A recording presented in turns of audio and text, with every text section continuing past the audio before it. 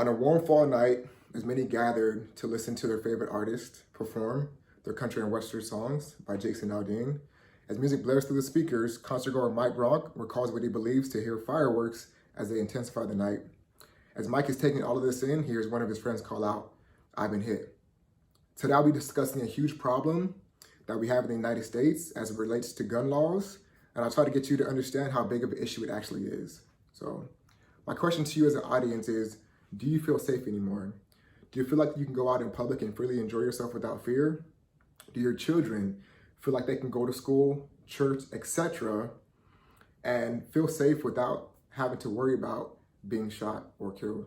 So unfortunately now, companies and industries have to implement something new.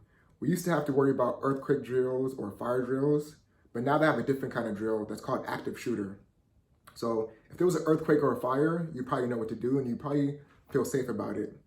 But what would you do if somebody walked into your building, the place that you're at right now, and started unleashing rounds of military assault rifles on you and the people that surround you? So we're living in a different day and age where people really don't feel safe anymore. And that's what we're gonna be talking about. So living in different states has allowed me to understand how laws vary from state to state. So in places like California, the gun laws are very strict, right? But in states like Colorado and Texas, gun laws pretty much don't even exist. They are there, but rarely. So today I'll be discussing some of these issues with the gun laws in America and some of the laws that govern them and the problems that surround them, right? So now that we identified the problem, let's talk about how big it actually is, all right? So the number one issue that we face is that there's too many guns in the United States. So America truly is the wild, wild west. Reason being is that there's way too many guns per person. So in 2019, a study by gunlaws.com revealed that in a population of 322 million Americans, civilians owned 393 million firearms, right? That's an average of 1.2 firearms per person. So there's absolutely no reason for so many guns to be in circulation whatsoever, right? So it's one thing to protect yourself and your household. It's another thing to have a bunker full of magazines and AR-15s getting ready for World War III. I know that might sound a little facetious, but there's thousands of people in the world that actually exist like that. So another study done on Euronews stated that in Europe, there were 39.1 firearms per 100 people. Compared to the United States, there were 120 guns per 100 people. So everyday civilians should not have to have that many guns in their possession, no matter what. That's not even the biggest issue. The biggest issue is actually assault rifles. So assault rifles are firearms that are labeled as weapons of war.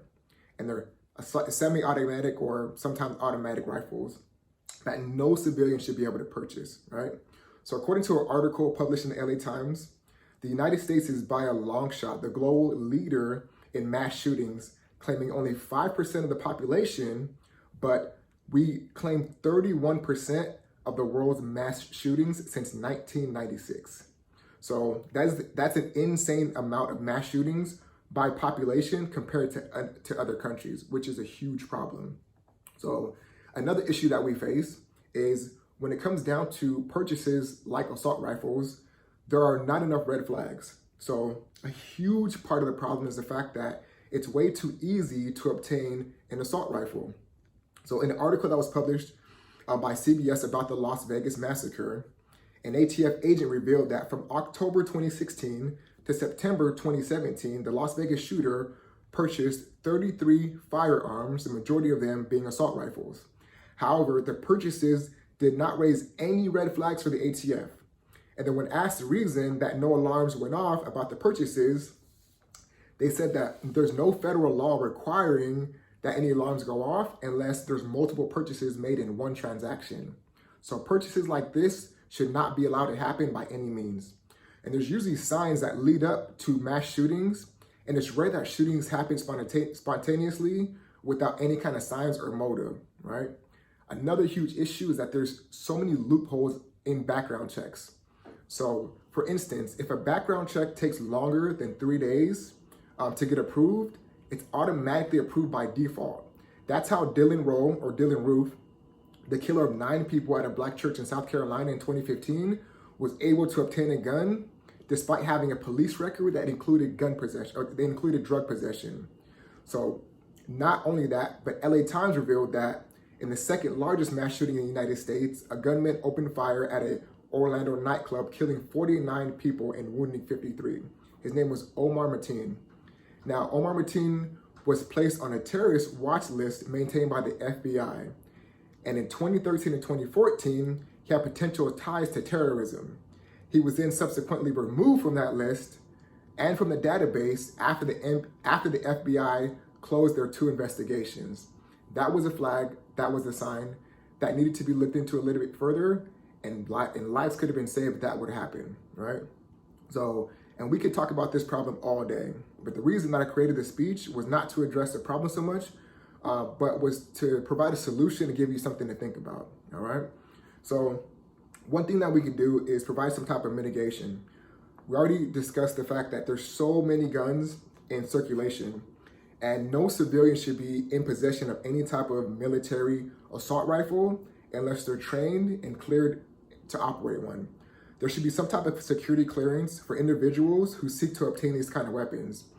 Also, there should be banning of certain weapons and additions like bump stocks. So bump stock was a device that was used in the Las Vegas massacre shooting that actually turned the semi-automatic assault rifle into an automatic assault rifle. That's why so many rounds were able to be let off at one period of time. So, and there also needs to be done to reduce the amount of rifles that are being sold, and there should be more background checks so that these weapons are not getting into the hands of criminals and murderers, right? Now, opposers might say that, and they might argue the fact that, or the point that the more guns people have, the safer they are. However, in an article that was written by ThoughtSpot, it revealed that Texas, a state that is known for having few gun laws, has an average fatality rate of 43%, which is greater than California. It also revealed that Louisiana, another leisurely gun law state, is also the most dangerous state by mass shootings and has nearly 3 times as many victims per capita. So also others might argue that laws only work for, gun laws only work for law-abiding citizens, which that's the case with all laws. So just because criminals don't abide by the laws doesn't mean that laws should not exist. So the thing that needs to happen is these laws need to be more strict. So I bet you if legislation came out saying that anyone that owned an assault rifle would face a death penalty, there'd be a lot less assault rifles in circulations. There'd be a lot less mass shootings. So the scenario is a little extreme, but my point is that if there's a harsher punishment, then people would be less likely to violate those laws, right? So just imagine what the world would be like if the world was less violent and had less murder. So in some countries, they've implemented gun buyback programs to remove some of these guns in circulation. So the idea here is that less guns, less violence, right? So just taking some of those guns out of the picture. So this is an example of some guns that were returned. And it's a proven fact that actually works, right? And if people are forced to settle their differences in other ways besides violence, then it takes a lot of the chaos out of the equation. So there doesn't need to be any more Sandy Hook Elementary School shootings, any more Columbines, or any more Las Vegas massacres. People can settle their differences with love and peace instead of war and hate, right? So world peace is still the goal now, as it always has been.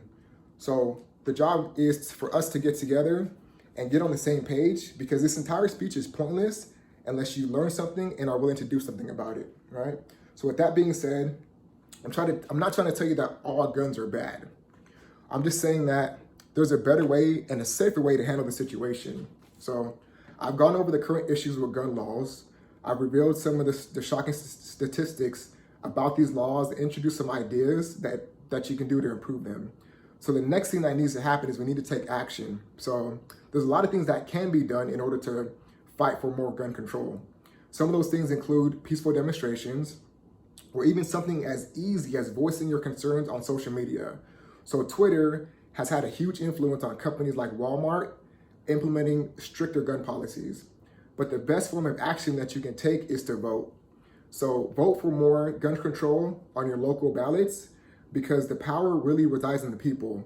These laws vary from state to state, so you can literally go on to vote.gov, and when the time comes, you can actually voice your opinion there and vote for stricter laws and better restrictions on these laws. So the reason I say that is because nobody wants to be a victim of gun violence. So no matter who you are, until we can get on the same page about how dangerous this issue is, then we'll never see change. So I can't see the issue getting any worse, so it only has to get better. So one thing for certain is, in order to do that, there has to be change. Thank you for your time. Thank you for watching. I hope you enjoyed this speech.